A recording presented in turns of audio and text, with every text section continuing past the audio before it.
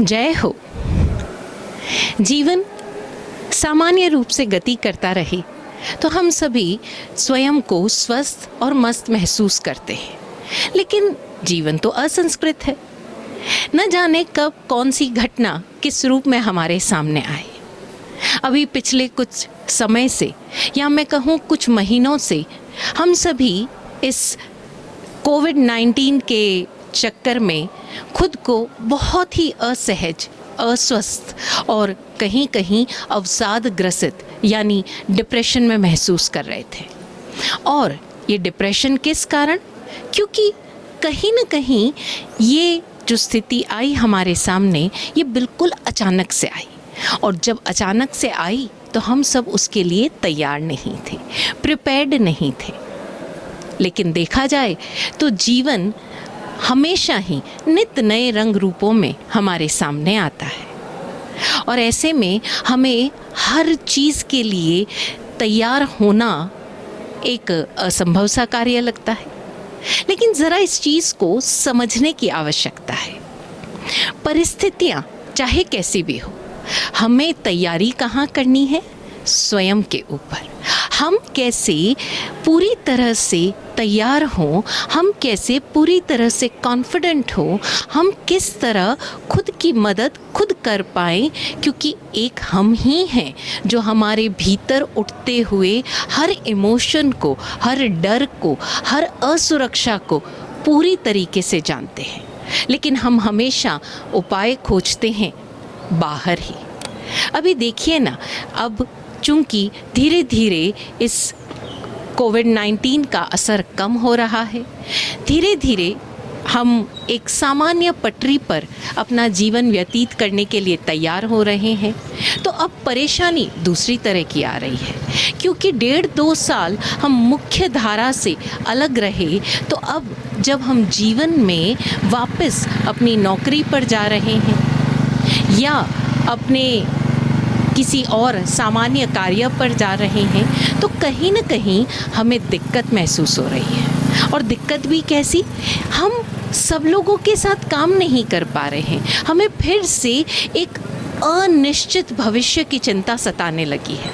अरे, अभी जब हम अगर अपने अतीत को देखें, वो भी अनिश्चित था, वर्तमान भी अनिश्चित है, तो हम भविष्य की चिंता कर क्या कर लेंगे?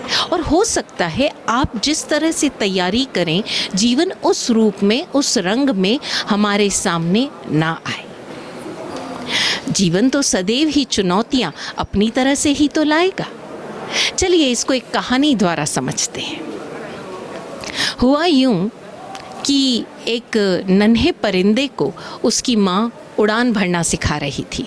आप सभी देखते होंगे कि हर परिंदे को जो मदर बर्ड्स हैं, वो उड़ना सिखाती है, वो उस पंखों को फैलाना सिखाती है और किस तरह से किस दिशा में कितना उड़ना ये भी सिखाती है।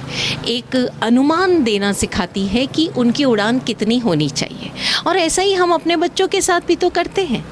हम अपने बच्चों को इस भविष्य में आने वाली जितनी भी चुनौतियां हैं, उसका सामना करना सिखाते हैं। मानसिक स्तर पर, आर्थिक स्तर पर, सामाजिक स्तर पर, पारिवारिक स्तर पर उसको हर तरह की चुनौतियों का सामना करने के लिए, हर चैलेंजेस को फेस करने के लिए उसको रेडी रखना चाहते हैं। हाँ, ये अलग बात है कि चैलेंजेस आपसे और हमसे पूछ कर नहीं आते। तो उस नन्हे परिंदे को भी उसकी माँ उड़ान भरना सिखा रही थी। अब नन्हा परिंदा है, अभी अभी उसने पर फैलाना सीखा था। कहाँ तो वो छोटे से घोंसले में रहता था और कहाँ अचानक उसने उस आसमान की विराटता को देखा। माँ के निर्देशन में वो एक अच्छी दूरी तक उड़ान भर रहा था। एक दिन हुआ यूं कि वो अपने जोश में उड़ान भरते भरते काफ़ी दूर तक निकल गया। और दूर तक निकल गया क्योंकि छोटा ही था, पंख अभी नए ही उड़ान भरना शुरू हुए थे। वो परिंदा थक गया। थक कर उसने जहाँ आसपास उसे एक पेड़ दिखा, वहाँ जाकर वो बैठ गया। अब वो बैठ गया, सांझ होने को थी, उसके भीतर डर गहराने लगा। अब कितनी दूरी उसे पार करनी है। हमेशा तो वो माँ के दिशा निर्देशन में ही उड़ान भरता था और माँ की दृष्टि में ही उड़ान भरता था और लौट कर आ जाता था। लेकिन अभी चूंकि अंधेरा गहराने लगा और जो उसका घोंसला था वो काफ़ी दूर था, तो उसे डर महसूस हुआ कि वो किस तरह से अपने घर पहुंच पाएगा। कुछ तो डर, कुछ अनजान जगह और कुछ माँ का पास में नहीं होना। वो जो नन्हा परिंदा था वो घबरा गया। अब वो उड़ान भरने की कोशिश करने लगा, लेकिन डर के मारे वो तो उड़ान भर ही नहीं पा रहा था। जहाँ वो बैठकर, जिस टहनी पर बैठकर वो उड़ान भरने की कोशिश कर रहा था, उससे थोड़ी दूरी पर दो परिंदे थे। दोनों परिंदे मित्र भी थे आपस में और उस नन्हे परिंदे के लिए अनजान थे। बड़े घबराते घबराते नन्हे परिंदे ने उस अनजान परिंदे की तरफ देखकर कहा, मैं अपने घर से बहुत दूर आ गया हूँ, क्या आप मेरी मदद करोगे? क्या आप मुझे मदद करोगे उड़ान भरने में? क्योंकि मैंने अभी नया नया सीखा है। और उसने अपनी सारी प्रॉब्लम्स खुलकर उसके सामने रख दी। वो अनजान परिंदा जो था वो काफ़ी देर से उस परिंदे को देख रहा था, उस बच्चे को देख रहा था कि वो उड़ान भरने की कोशिश कर रहा है। उसकी बातें सुनकर वो 1 मिनट के लिए, 1 सेकंड के लिए तो चुप रहा और फिर अचानक हंसने लगा और मजाक बनाते हुए उस नन्हे परिंदे को 4-5 बातें सुना डाली, कड़वी बातें सुना डाली। अरे जब उड़ान भरना ही नहीं आता तो जोश जोश में इतनी दूर क्यों उड़ाए, और भी कई सारी बातें। और ये कहते कहते वो अनजान परिंदा वहाँ से उड़ गया। जो उसका मित्र था वो वहीं बैठा रहा और वो उड़ने लगा। बहुत दूर तक उड़ आकर फिर वापस आकर बैठा, फिर वापस उसी टहनी पर बैठकर फिर उस नन्हे परिंदे की ओर देखकर उसको 4-5 और कड़वी बातें सुनाई और फिर उड़ान भरने लगा। और ऐसा उसने करीब करीब 4-5 बार किया। यानी 4-5 बार वो लंबी उड़ान भरता, अलग अलग तरह से उड़ान भरता और वापस आकर टहनी पर बैठकर उस नन्हे परिंदे को 4-5 कड़वी बातें सुना जाता, उसकी अहम को चोट पहुंचा जाता। लेकिन जब वो 5वीं बार आया तो उसने देखा वो नन्हा परिंदा तो उस जगह पर है ही नहीं। तो उसने अपने मित्र से पूछा, वो परिंदा कहाँ गया? उड़ गया ना? जैसे ही उसने खुश होकर ये पूछा कि वो उड़ गया ना, तो उसका मित्र बड़ा हैरान हुआ। कमाल है, इतनी देर से तो तुम उसको बातें सुना रहे थे, उसका मजाक बना रहे थे, उसको इतना कुछ कड़वा बोला, अगर कोई दूसरा होता तो उसकी आंखों में आंसू आ जाते। बड़े अजीब हो तुम, और अब तुम खुश हो रहे हो कि वो परिंदा उड़ गया। इस पर वो अनजान परिंदा मुस्कुराया और बोला, मित्र, तुमने तो मेरी कड़वी बातें सुनी, लेकिन वो जो नन्हा परिंदा था ना, उसने मेरी बातें नहीं सुनी। अगर उसने मेरी बातें सुनी होती तो वो अब तक यहीं बैठा होता। लेकिन वो बड़ी गहराई से, बड़ी पैनी दृष्टि से मेरे उड़ान भरने को देख रहा था, मेरी टेक्निक को, मेरी स्टाइल को देख रहा था, और उसने हिम्मत करके वैसे ही उड़ान भरी और देखो आज वो उड़ गया। मित्र कुछ समझा नहीं कि भाई जब तुम्हें मदद करनी थी तो सीधे सीधे मदद कर देते, उस बच्चे को इतनी बातें सुनाने की क्या ज़रूरत थी। इस पर वो अनजान परिंदा बोला, मित्र, अगर मैं उससे आज मदद कर देता तो पहली चीज़ तो वो ज़िंदगी भर मेरे एहसान तले दबा रहता। दूसरी बात कि उसको हमेशा ही दूसरों की मदद की आदत पड़ जाती। वो खुद से शायद ज़िंदगी में आगे भी खुद की मदद कभी नहीं कर पाता। लेकिन आज भले ही एक तो उसने दुनिया की कड़वी बातें पचाने की क्षमता अपने अंदर डाल दी। आज उसने 2 बातें सीख ली कि चाहे आसपास कोई कितना भी कड़वा बोले, कोई कितना भी सुनाए, कोई कितना भी ताने मारे, कुछ भी करे, उसको पचा जाओ, लेकिन जहाँ कुछ सीखने को मिले उसको सीख लो और अपने जीवन में अप्लाई करो। ये वो खुद की मदद कर रहा था, मैंने क्या उसकी मदद की। अब मित्र को बात समझ आ गई। लेकिन क्या हम भी समझे?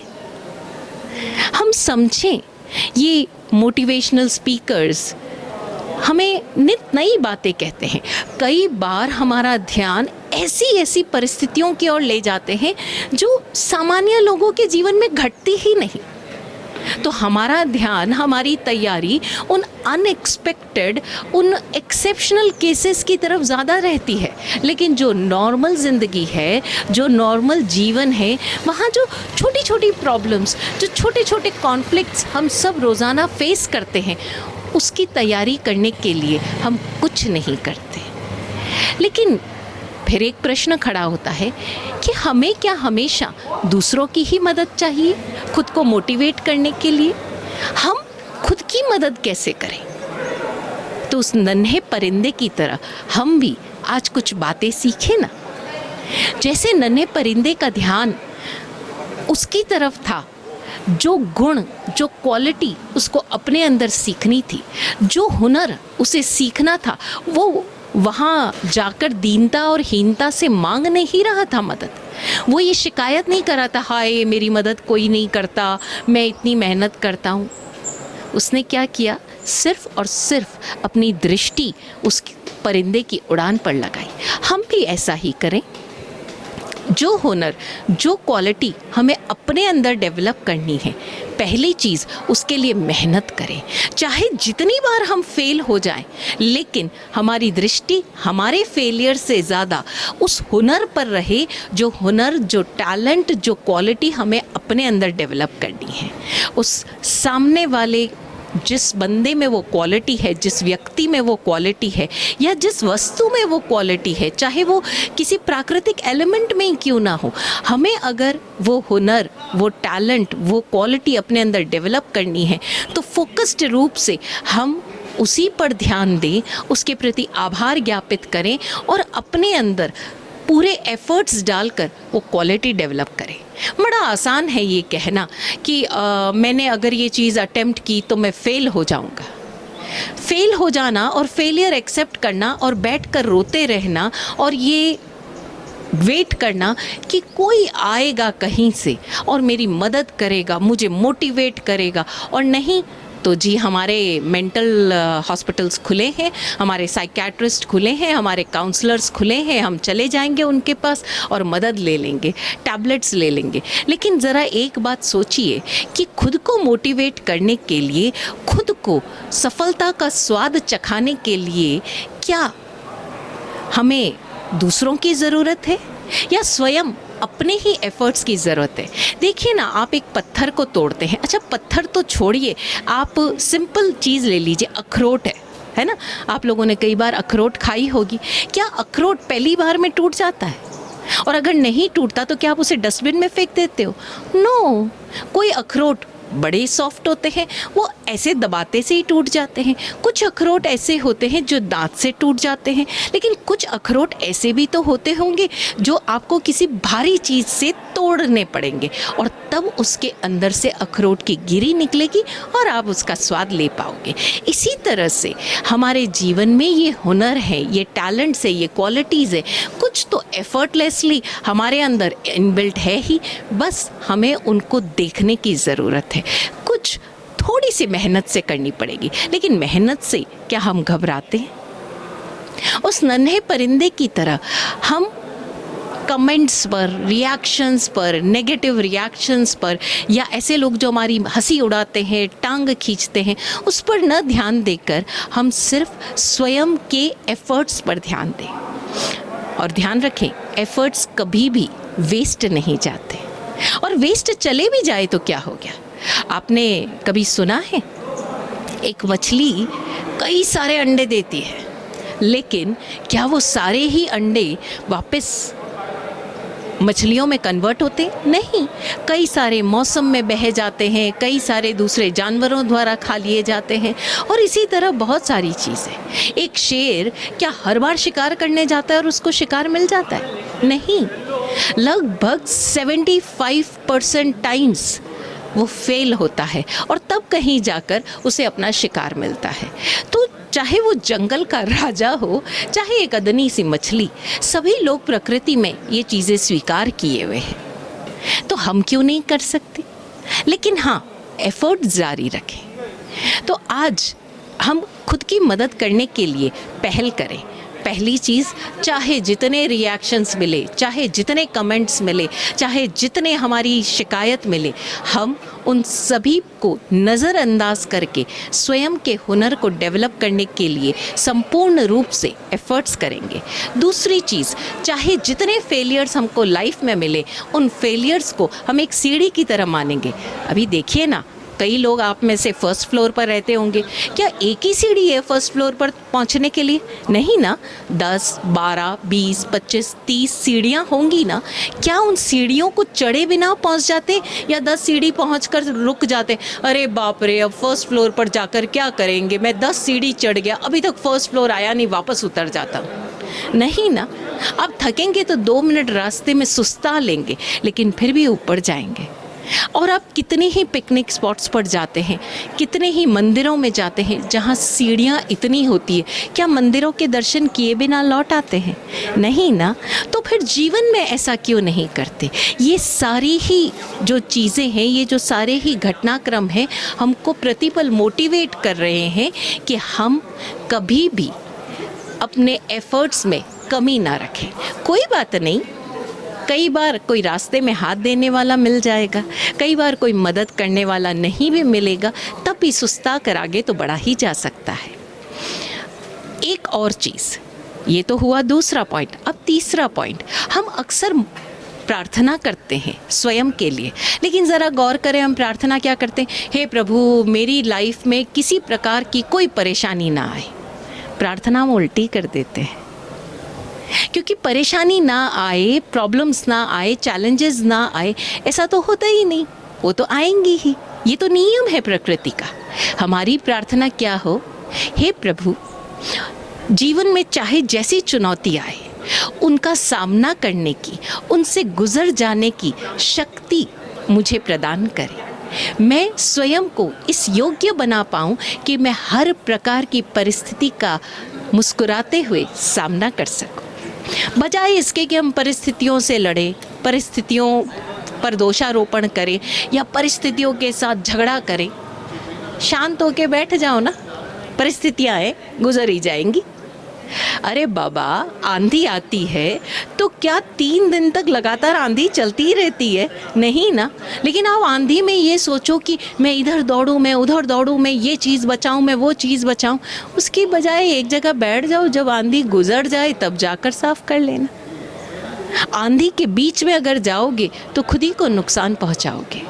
तो परिस्थितियों के अगर आप उसका सामना नहीं कर पाओ, तो बजाय उससे कि आप उससे लड़कर उससे एनर्जी वेस्ट करें अपनी, आप मस्त होकर भक्ति भाव से, इस विश्वास के साथ उन परिस्थितियों को गुजर जाने दें और अपने रिएक्शंस को रोकें, अपनी शिकायतों को बंद करें और इस प्रकृति का धन्यवाद करें कि ये जो परिस्थितियां हैं, ये जो आंधियां हैं, ये गुजर ही जाने वाली है, इसीलिए इनका धन्यवाद।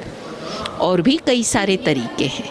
चौथा स्टेप, हम अक्सर भगवान से, गुरु भगवंतों से जब हम उनके पास जाते हैं तो उनसे ये प्रार्थना करते हैं कि आप बस हमारा ये काम कर दो। कमाल है, जो अपना पूरा संपत्ति आपको देने के लिए तैयार है, उनसे हम क्या मांगते हैं? 100 रुपये। गुरु भगवंत या हमारे टीचर्स या ऐसे ज्ञानी गुणीजन या परमात्मा, वो तो अपनी सारी की सारी क्वालिटीज़ अपने आप को पूरा देने के लिए हमको तैयार है, लेकिन हम लोग बड़े संकुचित होकर सोचते हैं और उनसे मांगते क्या है? बस मेरा ये काम करवा दो। काम तो वैसे भी होना ही है आपका, हम उनसे वो योग्यता, उनकी वो कृपा, उनके उस लेश्यावलय में, उनके उस ऑरा में रहते हुए हमारे भीतर जो भी कमियां हैं, जो इम्परफेक्शंस है, जो उनके आशीर्वाद से दूर हो सकते हैं, हम वो मांगते ही नहीं।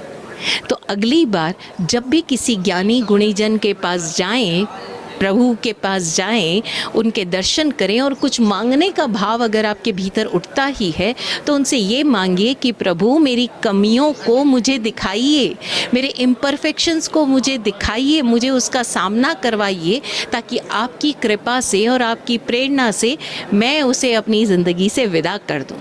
अब सोचिए ज़रा, जब सारे इम्परफेक्शन, सारी कमियां, सारे अभाव आपके जीवन से विदा हो जाएंगे तो आपके जीवन में बचेगा क्या? आपकी योग्यता और आपका आनंद, आपकी मस्ती।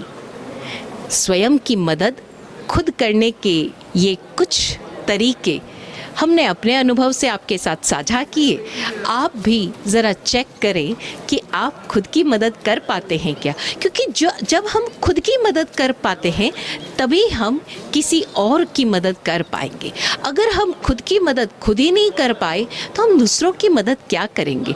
इसलिए दूसरों की मदद का जो एक अहम या जो एक बीड़ा हम उठाए रहते हैं उसको थोड़े दिनों के लिए अलग रखिए और प्रयास कीजिए कि हम अपनी मदद अपने इन जीवन के रास्तों पर स्वयं करें। गुरु कृपा से ऐसा ही हो।